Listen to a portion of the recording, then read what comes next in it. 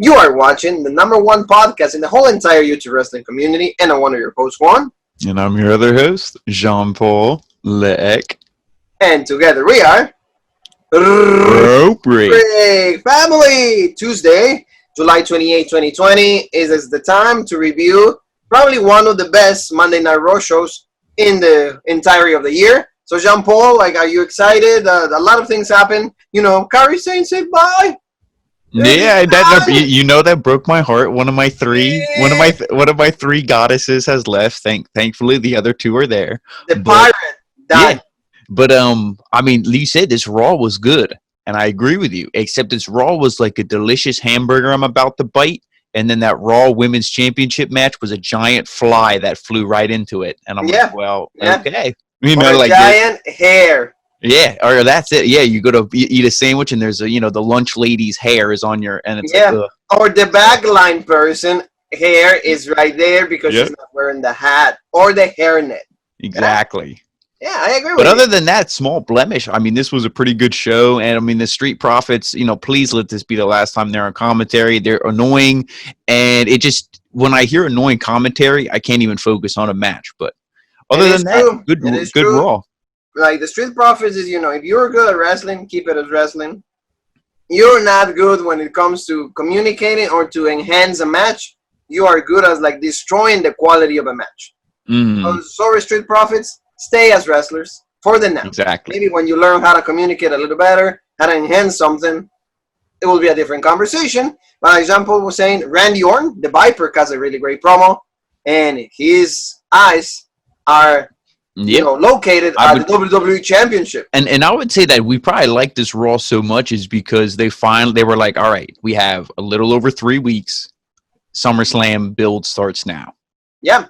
So the road has started. So let's get right to it. So before always, thank you so very much for watching every single one of the videos, the content. Say a big, hello to our friend, the legend killer Ryan Whitman. And he will be back to defend himself about everything that the predictions. Please watch that video. The best of 2020 so far, a lot of good categories, like Jean-Paul's picks, mine, and of course the Legend Killer. So, don't forget to check that out. So, Jean-Paul, now let's focus on Monday Night Raw because the show started with the Viper, Randy Orton, and he cuts one of the greatest promos that he's ever cut. He's on fire, so and he knows how to really pump you up. And I think the Legend Killer is his best gimmick or his best deviation in character. There's no way that, Randy Orton could ever have a better character. Him as the Legend Killer, as a heel, is there's nothing better for him. He has that cockiness, that arrogance to him, and he can portray it so well, and this gimmick goes right along with it. I love when he cut up Stone Cold and The Rock. He's like, yeah, they're legit, but I'm better. Yeah, he's like, they're flashing the pants. Their longevity was 5-6 years? Look at me. You know what I mean? So, and what can you say? You could be the biggest Stone Cold Steve Austin mark on the planet, and what are you going to say to that? No, it's true. You know what I mean? Yeah. Pretty much like Jean-Paul is summarizing, the whole promo is like that. I'm better Stone Cold, I'm better than The Rock. This guy was chosen to be the guy, the future in the business, but yet he got fired. He comes back as an ass kicker, legit. He beat Lesnar. I'll give you that because, it was quick. It was legit. But all it takes is one RKO and it's done. And I have my eyes on the WWE Championship. So that's what's going to happen. So he's pretty much lobbying for an opportunity. But like you said, he is on fire. And I think that, we called this already, a month ago? We said that's the plan. So WWE is going along with the plan. Yeah. Now, whether they're going to go with the long-term plan like we reported with, maybe a returning Edge coming back and this and that, we don't know. But definitely, like we said, there looks like Randy Orton versus Drew McIntyre. It's pretty much set in stone. That's going to be the match for the WWE Championship. Yeah. There's been a lot of rumors, Jean-Paul, like he was saying, that SummerSlam might be taking place on the boat. They want to do, quote-unquote, and I quote, they want a wacky version of SummerSlam this year. So we don't know the specifics of it, but he doesn't want to have it on the Performance Center. Yeah, when you hear a wacky version, it's like, please kill me. Is this supposed to be like a Bash at the Beach or something like that? But no, just if you want to have it on a boat to give the middle finger to Jericho or whatever your reason is, that's fine. It's not fine, but it's whatever. But please just have legit matches. Yeah. Don't try to make McIntyre and Orton goofy or anything like that. I don't think that match they'll touch. I think if they're going to gimmick some other matches, it'll be some They probably undercard will do bullshit. that. Yeah, Yeah. but we'll see. We'll see what happens. Also, yesterday, happy birthday to Terrorizing, Triple H, Hunter Hems Hemsley, and Paul Levesque. All the names for one person. So, hopefully he says to It the was a, old it was man, a, it was another person's birthday yesterday too. who was it? Fill me in. Dolph Ziggler. Oh, yes, yeah, Yeah, yeah. the Zig man 40. turned 40. 40, yeah. 40 years, and still a loser. No. Love legit, love legit. We love you, Dolph. And I saw a lot of pictures with him with, like, the IC belt, the World Heavyweight Championship. Yeah, great wrestler, but unfortunately, he's mastered at losing. His pretty boy dog's masters as being a loser. But, hey, what can we say about that, Jean-Paul? After that great promo, though, Nia Jax comes out, right away. I'm like Mars, guys. Yeah, I love how like Randy Orton couldn't even get off the stage and she's already, walking her way out there. Well, it's like, oh, okay. Because, it's a Jean-Paul pandemic, COVID is like, come on, guys, let's go. Like, Yeah, but you're supposed to social distance. Yeah, it's like, I don't know. But, like, see, she comes on and she says kind of like the same thing.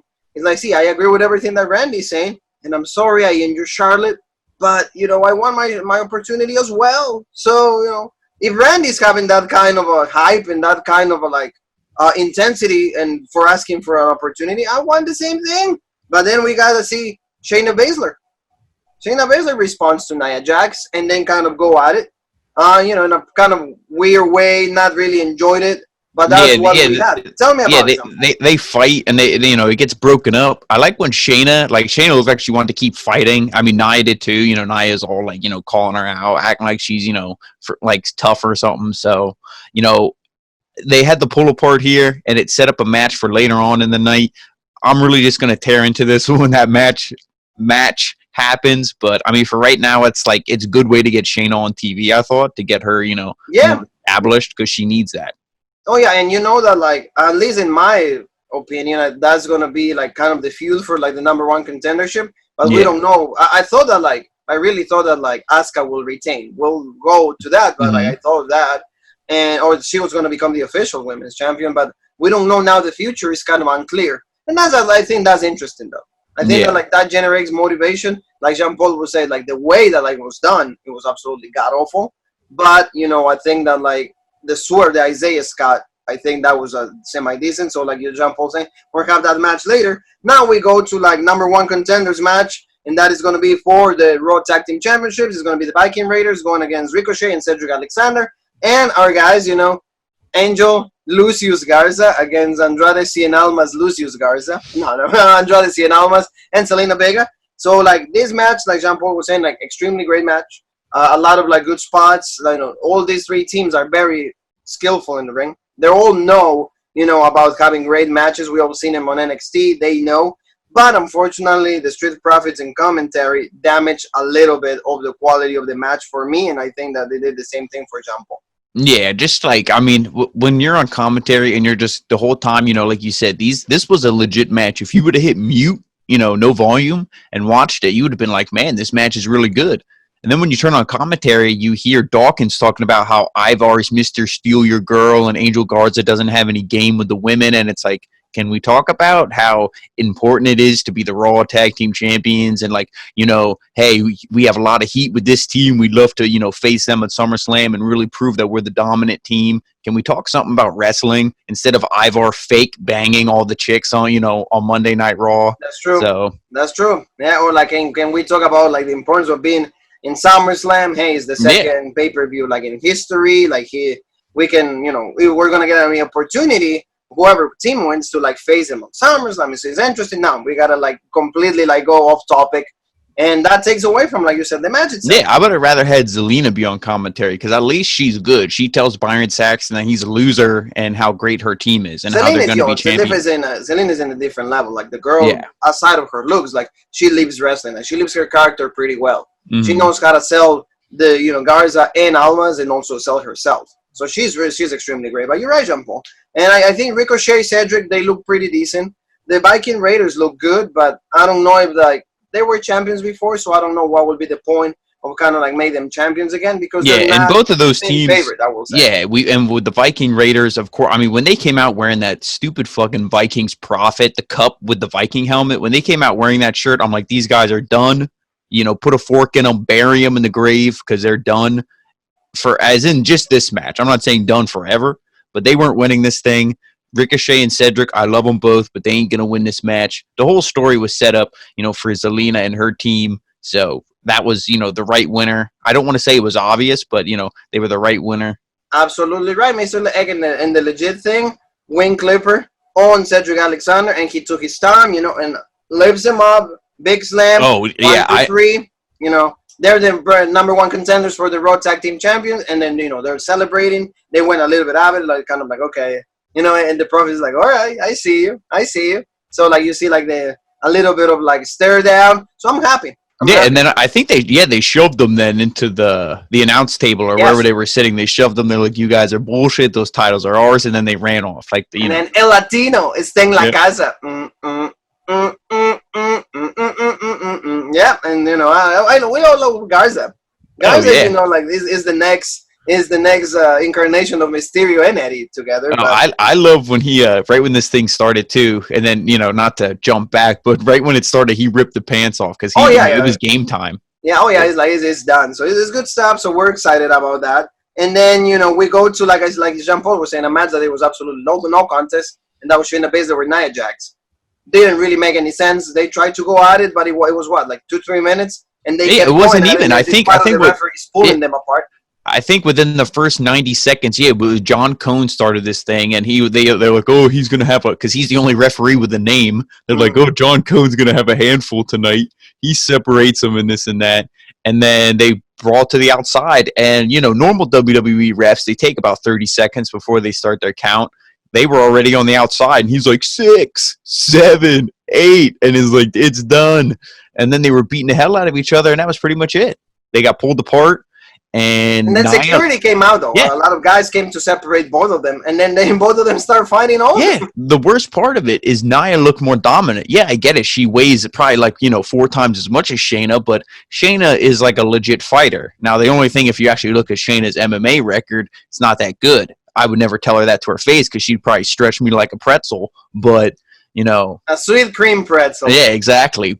But I mean, she should be being portrayed dominant. Like I said, I don't understand why you're going to beat her down. Now, I'm probably giving WWE too much credit with logic here, but are you, like I said to you, are they maybe trying to turn her baby face? Because it's like, hey, we don't have Ronda, and Ronda, they don't know if Ronda kayfabe hates WWE or if it's legit. So they're like, maybe Shayna's going to be the next best thing, you know, because she's the MMA. We can kind of plug her in there like a fake Diesel, fake Razor, like, here's fake Ronda. So I don't know. Yeah, it makes sense, and like you said, probably that's kind of the plan. It's still for me unclear. I don't know what direction I want to go. All I know, Shayna put a tweet that said, you know, that size is important, whatever, but we all need air to live. So that means she's going to choke her out. You know, and it's interesting, but like I said, the way it was done, it was like weird. Oh, yeah. It was really weird. You know, not really good because, like, hey, people, the first hour of Raw, Jean Paul, actually WWE Raw was trending, you know, worldwide on Twitter. So that tells you, like, the promo was good, the match with Garza, like, number one contenders, and this kind of like, oh, dude. And after that, Jean Paul, then we go to like Monday Night Raw Messiah. He's there, do a big zoom in into like both of his eyes, so he still has this vision. So that's good for Seth Rollins. And then he's talking to Buddy Murphy, and he said, "Are you with me?" And then you see like, so I don't know. I mean, I won my singles run, and he's like, you know, what the hell? He's like, you're my disciple. Is it good or no? Well, you know, you think Dominic's gonna be there. Well, yeah, that's in the script. Let's go. Oh, okay. So they come out, and of course, you know, the same kind of beverage. You know, hey, great or good, Dominic. Hey, I know you're here. Can you please come out? I won't hurt you. And the one thing I do want to say though is when he was like, you know, what you just said, how he said to Dominic, "I'm not going to hurt you. Come out. This is going to be non-violent. You know, I didn't even want to hurt your dad to begin with." You said the same old shit, and then when Dominic comes out. And I know I'm jumping ahead a little bit, but I'll just, you know, summarize it. When Dominic comes out, you know, he jumps on Rollins and starts beating him up, and then they start beating up Dominic, and it goes into a brawl commentary says, "Oh, Rollins is a liar. He said this wouldn't end in a fight." And I'm like, okay, I don't want to defend the heel here, but I'm going to defend logic. He probably wouldn't have beat up Dominic, but Dominic jumped on top of him and started beating him up. And So how are you going to blame Rollins?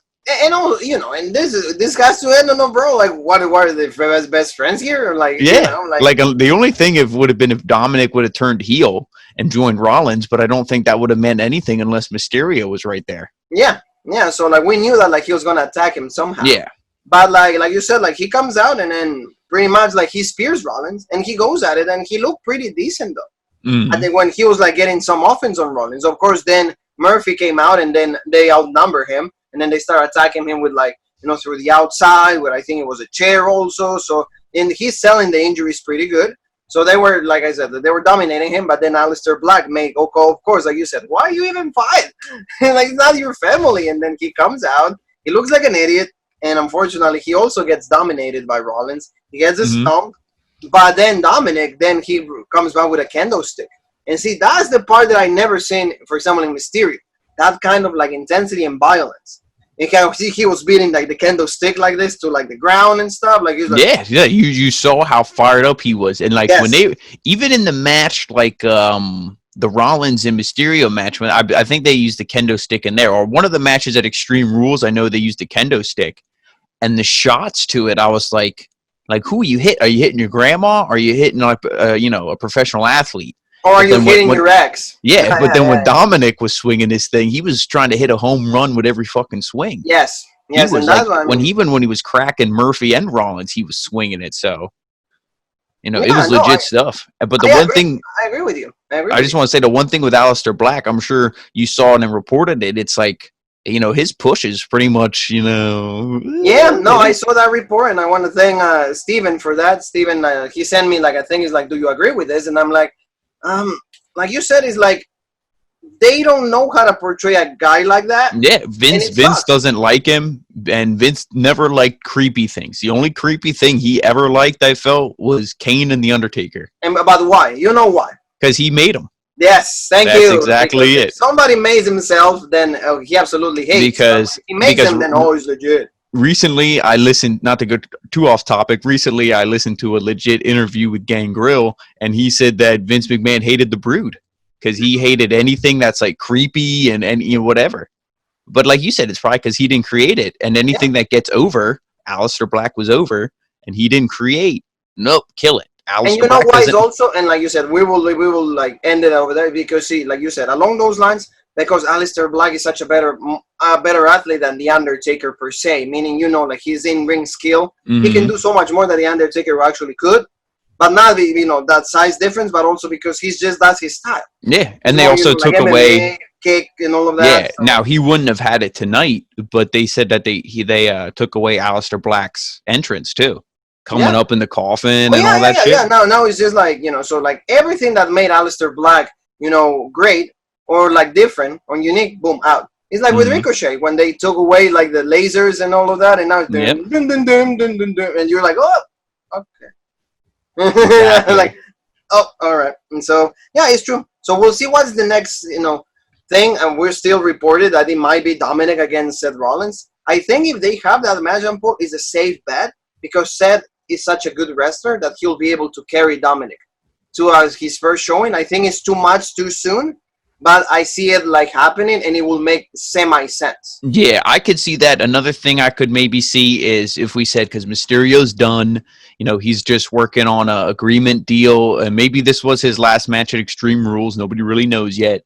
But I could see him coming back for SummerSlam, do a tag match. Him and Dominic go over, and that's when he's like, oh, mijo, I'm done. Here's my mask. It's legit. Oh, yeah, it could be. Yeah, you're right. So maybe it's either a tag or maybe Dominic has a singles match.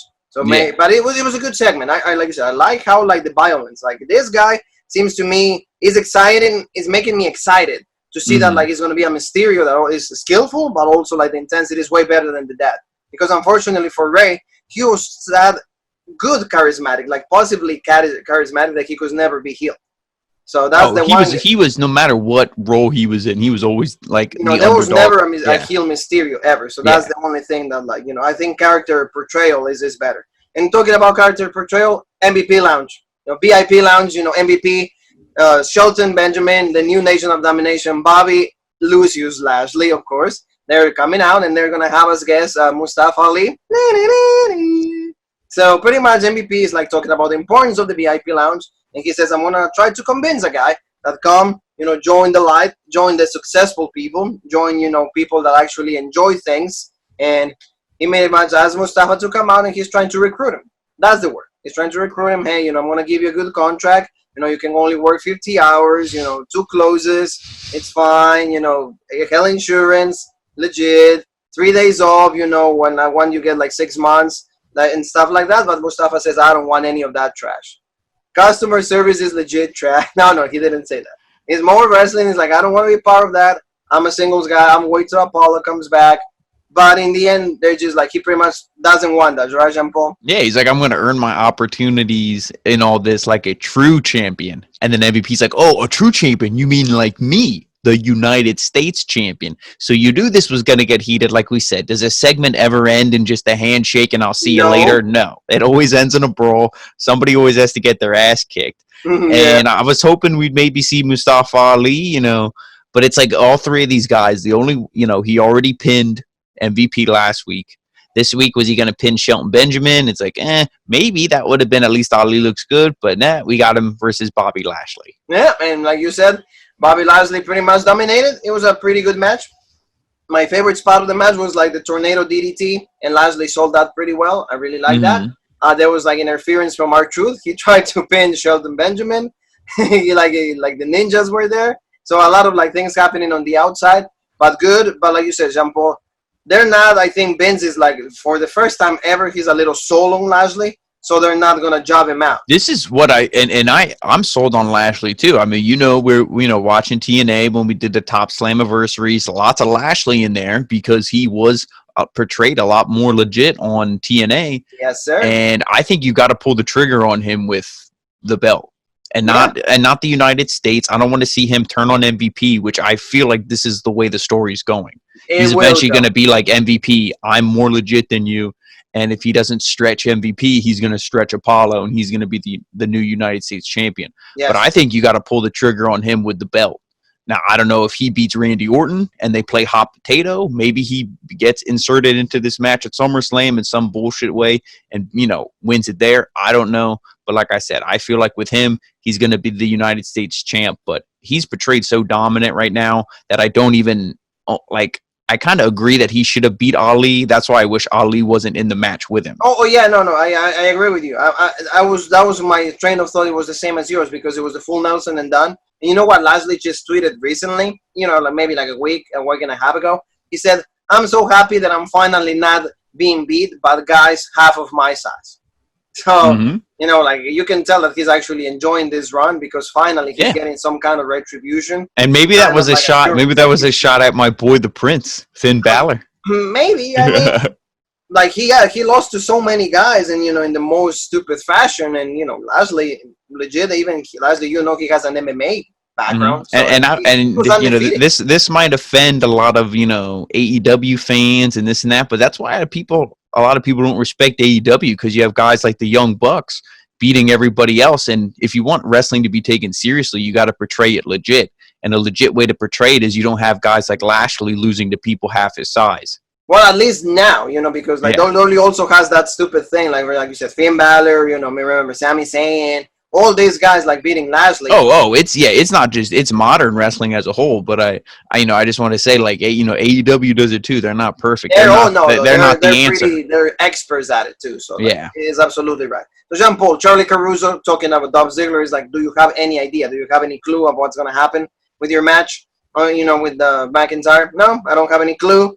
We'll see what happens. I'm just going to be inserted in that match, and Randy Orton's going to be facing me for the WWE Championship. So we'll see. So he's like, okay. But, we get the match a little later in the night, but now we're going to go with Sasha Banks and Asuka. We got a big promo from, what happens. And the match itself, I really, really enjoy because, of course, these two women can give us clinics in how to, be a wrestler. I always enjoy this. Asuka came out with Kairi Sane. At that point, we didn't know that was her last appearance. Later on in the night, we will find out that she sent a tweet. She's thanking everybody, locker room, people in NXT. I'm always going to love you. I'm always gonna love Jean Paul, but the pirate has to go to other cells, and he goes to the land of the rising sun to be with her man and to do her last year as an active professional wrestler. So, Jean Paul, tell me about this match, because the end gets a little bit iffy and confused. Yeah, the ending, it was the same thing as sometimes we see in a lot of, on the Wednesday Night Wars, we see a legit match with a bullshit ending. This match would have fit in perfectly on Wednesday night because it was legit, in the beginning of this thing, like you said, Bayley was out there, Kairi was out there. Kairi chased her to the back. So to me, I thought, okay, now we're going to see a legit, one-on-one, and it's going to be fine. But, I mean, it was hard hitting. Asuka, she can hit with the best of them. Sasha, she's so quick and, athletic. She can counter stuff. I love when she hits, a bank statement, Meteora, all this stuff out of nowhere and transitions right into submission holds and everything. It's, she's such a legit wrestler. And then as the match went on, what did we see? Boom. As soon as the screen lit up, the Titantron, whatever you want to call it, I was like, this thing is over. Oh, yeah, because, Kairi was running Bayley. That's the beginning. Yeah. It started, she was chasing Bayley, and they went on the back. Mm-hmm. That was something. Also, I did like that Sasha tried to pull out a Nettie thing because she gave she tried to get the women's championship. She was about to beat Asuka, and then the ref turned around and suck her right away, so she kind of throws the title. Oh, yeah, she threw the belt. And then she's like, she hit me, and the ref was like, fuck, Fuck yeah, I love when the ref was like, I'm not dumb. I've seen he's like, I saw you throw it. That was so legit. You could clearly hear the ref say, I saw you throw it. But like you said, as Asuka is about to pretty much end the match because Sasha is done, then we see Bayley pretty much kicking the crap out of Kairi Sane, and you kind of see Asuka getting distracted by it. It's in Asuka that indecision of what do I do? Do I finish this and go help my friend? But pretty much I think Kairi got beat up against the wall, against the one of the walls or something, and then it was the garage. It was the sliding garage door. Yes. Yeah, and then she goes Asuka. And I was like, oh my god! So it's she pretty much runs off, and then Sasha wins by count out. And it's because that was a stipulation. Yep. You win something. So what do you think, Jean Paul? I mean, it was it's tough to say because this is one of the things where clearly, I guess we can jump ahead and just mention it now because it goes along with the match and it will help for my opinion. Later on, Charlie Caruso, she went to go see Kairi Sane in the emergency room or whatever you want to call it, whatever room they have, the doctor's room. And then Bayley and Sasha came up and they're like, ha, we're legit, blah, blah, blah, some heel bullshit and left. Hey. Oh, no. Yeah, exactly. Then when Asuka came out, she was like, Asuka, how's Kairi Sane? Asuka looked like she was going to cry, but also rip someone's head off. And she just starts screaming in Japanese, and that's the end of it. And what? We went ahead and we tried to translate what she was saying. And she's like, I love Jean Paul. I'm ready for you. That's what she said. Yep. And I'm like, okay, that's legit. Let me just talk to Vince and we'll book the flight. But no, this, it's hard to say what I think about it. I mean, I think it's bullshit. But if the story leads itself to maybe a match or something at SummerSlam, I don't know. If Asuka's done here and her push is whatever, and she just kind of floats around in obscurity going against Bianca Belair and all the other mid-card Ruby Riott that we saw with Mark Henry. Right? Yeah, I mean, if that's where she drops down to, then to me this was a bullshit decision because Sasha, I mean, I guess as of now, but as of yesterday, she was a SmackDown. Yeah, roster member. True, so. And that was the worst thing because anybody you could have picked, Shayna for all of this. You could have remember when you and me were at the Elimination Chamber before the COVID days when we could actually enjoy things outside. Shayna choked her out in 2 seconds. Yeah.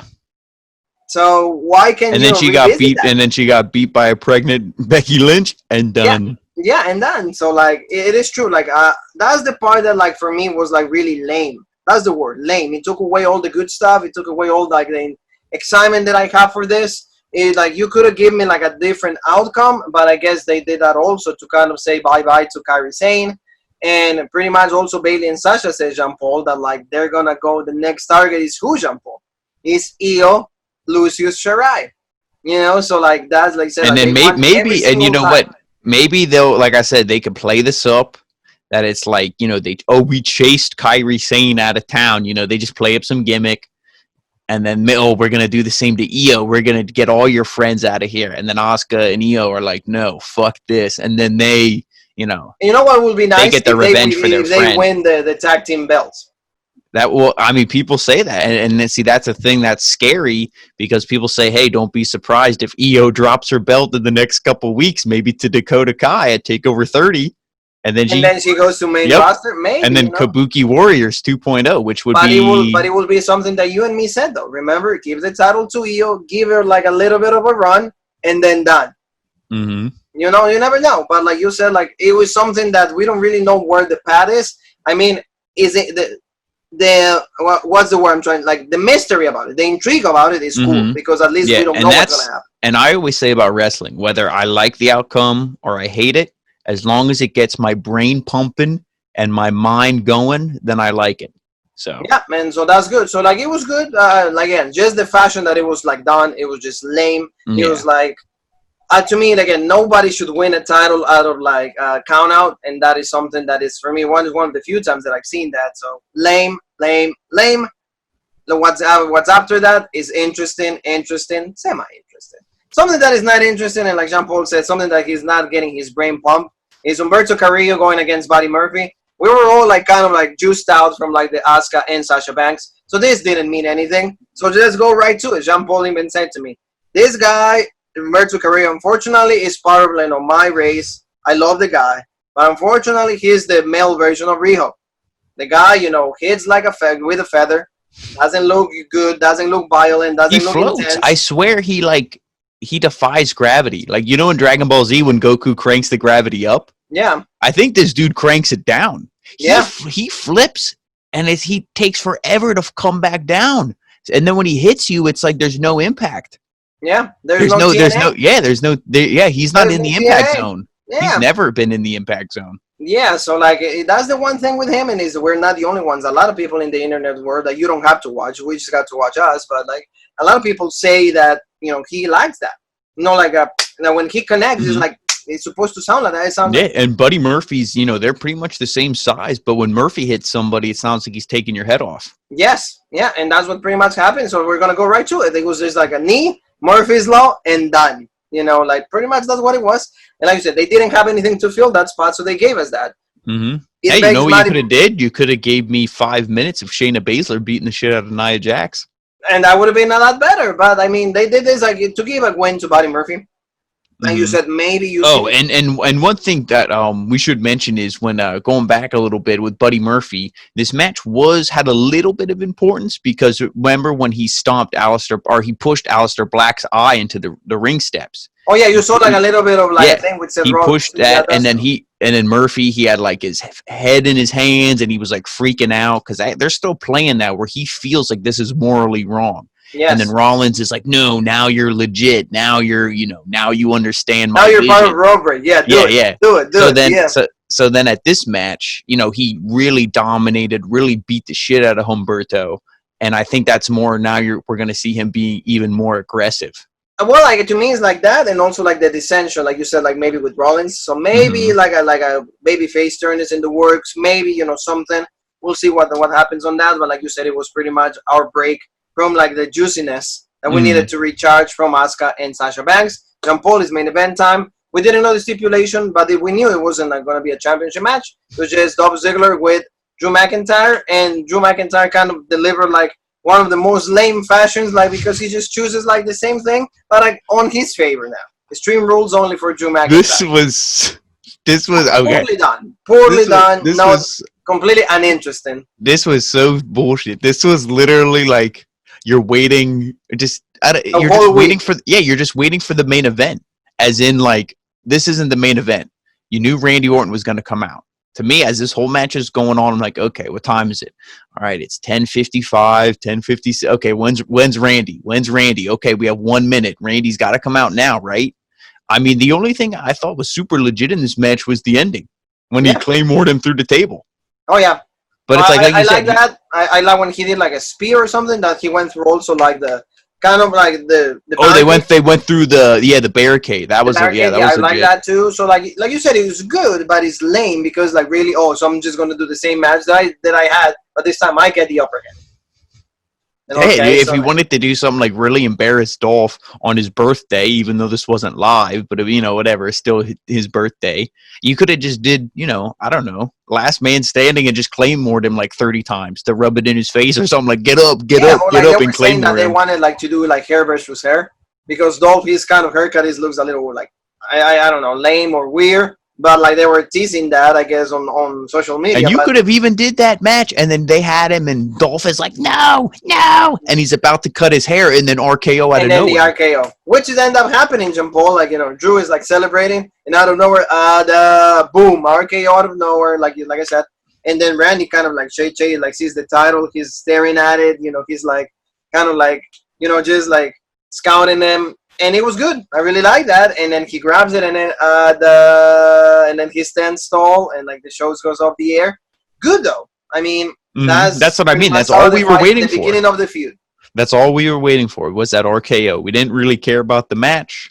Couple legit spots here and there, but the only thing we really wanted was that RKO because now we know Drew. I mean, obviously he accepted the challenge, but now we know this upcoming Monday he's going to be even more pissed. And he did respond to Randy Orton's challenge. He said, "Hey, come here. Yeah, I'm here. I'm gonna be. You're gonna have the same fate that everybody else had." And I love, like I said, Drew was my pick for the the number one, the top guy of 2020. And I love when he's like, yeah, you got to be sneaky. You got to hit that RKO out of nowhere. But me, I hit the Claymore kick and I'm staring you right in the face. Yeah. He's like, it's coming and you can't do nothing about it. Exactly. So, but see, that at least, this rivalry is very good. It's, Mm-hmm. Two big powerhouses and like Randy Orton on fire, star power, like, and it's they like they even had this rivalry a little bit before the Royal Rumble. They teased that, and everybody was like so excited to see this. And now, since the belt is going to be on the line, it's even better. It adds like 10 times more excitement to what it is. It's probably going to be the main event of SummerSlam because we know that Braun Strowman with the Fiend. To me, if you compare both rivalries, this has had so much more of my attention rather than the Fiend. And you know what's funny is that this is the start of this rivalry, and we're already way more invested than the Fiend and Bray. It's true. Excuse me, than the Fiend and Bray Wyatt. The Fiend and Bray Wyatt, like we're talking about it since May. So that's how interesting one thing can be, and one uninteresting another thing can be. But this is how the show went over the air. Again, closing thoughts on this, a pretty solid Monday Night Raw. Again, I really think that like Edge and Daniel Bryan are working alongside Vince McMahon and Bruce Prichard because Nick Aldis sent a video to Bruce Prichard saying like, hey, you might think that I suck and anything, but like, you know what suck? Your ratings. The ratings of your show do suck. And he got a really nice clip, and he says, every single meal that my son has ever had is like, I pay for that. Professional wrestling pay for that. And then I'm thinking, well, Mickie James is also a professional wrestler, so probably those meals came from her. Now that we know, I'm just joking with Nick Aldis. He's a good wrestler. So, but Jean Paul told me the reason that why he will never be signing WWE. Oh yeah, and there's a certain dude. Yeah, I think the meaning of his tweet when he's like wrestling paid for all the meals is in like he respects it, and the shows that Bruce Prichard was putting on before he had Edge and Daniel Bryan weren't respecting wrestling at all. Oh yeah, no, and also like Jean Paul, he's saying like, hey, I'm such a good of a wrestler that I don't need WWE. Yeah, I can be out in other companies and be considered good, be considered a main event player, and good, and I like that. So it was good, and like I said, hopefully Bruce Prichard took that into like motivation, and now hey, with Edge and Daniel Bryan, hey, like I see like the quality this SmackDown and this Monday Night Raw has been a little better. So it hasn't been the dragging, the 3 hours of like I'm falling asleep. No, it's been okay. This is good. Hey, at least there's stupid things, but no show is perfect. At least it's watchable from the beginning until the end. Yeah, exactly. So we didn't see 30 segments. Yeah, we didn't see 30 segments. We saw 29. So if you get 29, I'm way better than that. So Jean Paul, where they can find us, where they can find all our segments on the social media world. Yeah, well, you can find us all on Facebook and Instagram, The Original Rope Break, and then Twitter, The OG Rope Break, and right here on YouTube, The Original Rope Break. Don't forget, if you just like found us right now and just checking our whole review, don't forget to subscribe, give us the bell, try to support us because, we never like miss any shows. We're always trying to put great content for every single one of you. We have interviews. We have Jean Paul, like the Wrestling Hall, great stuff. We're going to visit pretty soon, like toy stores, so we can see action figures from WWE, all of that, everything wrestling related. So family, in the name of Jean Paul and myself, There's only one more thing that is left to say. We'll be here for AEW Dynamite. A lot of good stuff happening. And what is that one thing that John Paul? The